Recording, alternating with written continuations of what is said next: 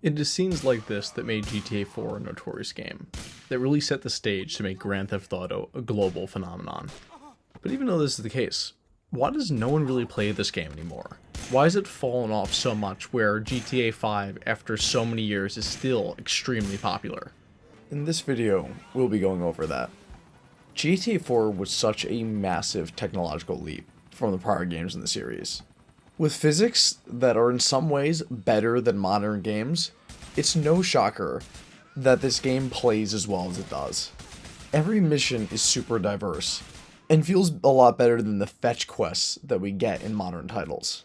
Many modern games focus on length rather than quality, but this game was different. You could easily finish the main story in 12 hours, and it really is a ton of fun that whole time. More importantly though, this game is filled with characters that feel truly alive. Nico is by far one of the best protagonists I've ever followed in a game I've played.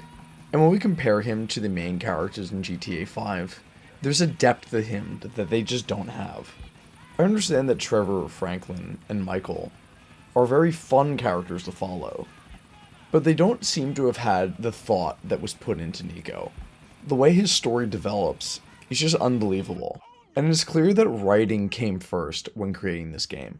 And in many ways, this is the darkest Grand Theft Auto we've really ever seen. The story is far from positive, and no matter how many wins Nico has throughout the story, he still feels unfulfilled.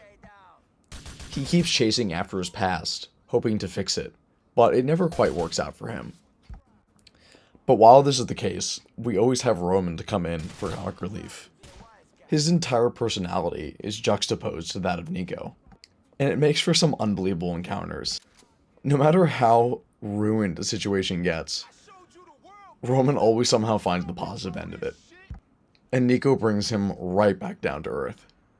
My recent playthrough that we're watching here is the first time I played this game in over 10 years, and after putting a lot of time into GTA 5, I can't help but think that this game is simply better. Of course, Grand Theft Auto 5 plays like a more modern title, but there's a charm to this game that GTA 5 just didn't get. And no one has ever praised GTA for having like the best physics or mechanics, but there's a certain thing about them that still makes them fun. I think it really comes down to the fact that I just love the simplicity of this game.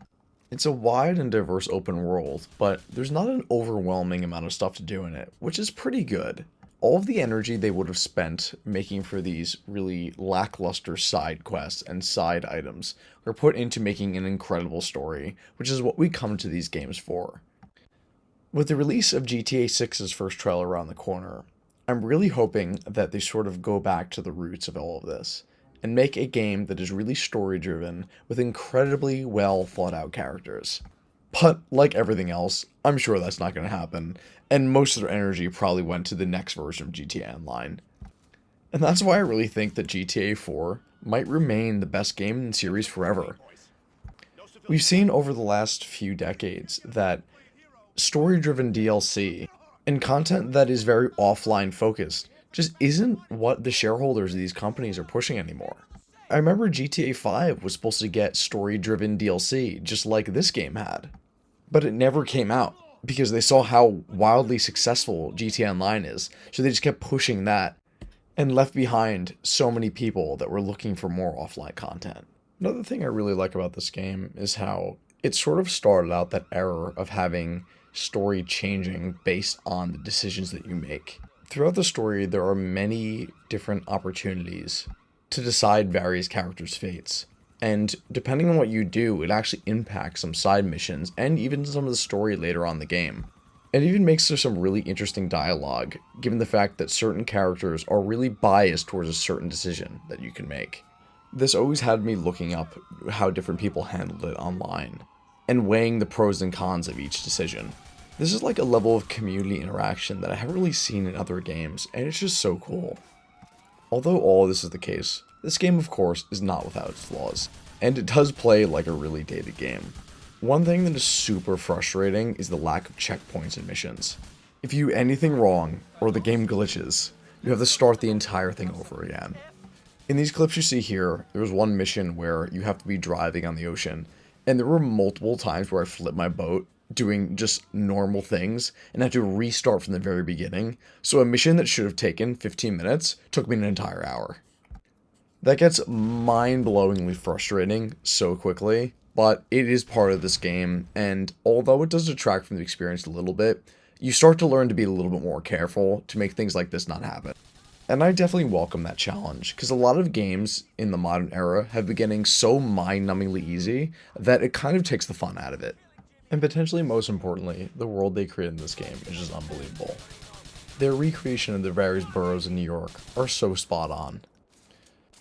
And although there are technical limitations which made the colors in this game really drab, it still has so much life in it. There's a great level of diversity in scenery in all the different sections of the map. And I really like how it slowly opens up as you progress through the game, which makes you really focus on the environment that you are within each given set piece on each mission. This makes what would otherwise be a really overwhelmingly large map seem more manageable and ultimately more fun to explore as it opens up. Another thing that's really unfortunate about this game is how it's been left behind by Rockstar.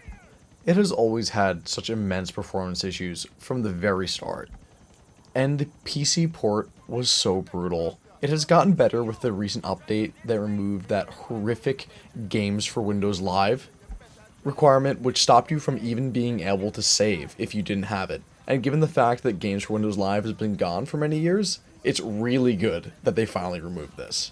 Despite this though, the performance issues are still there.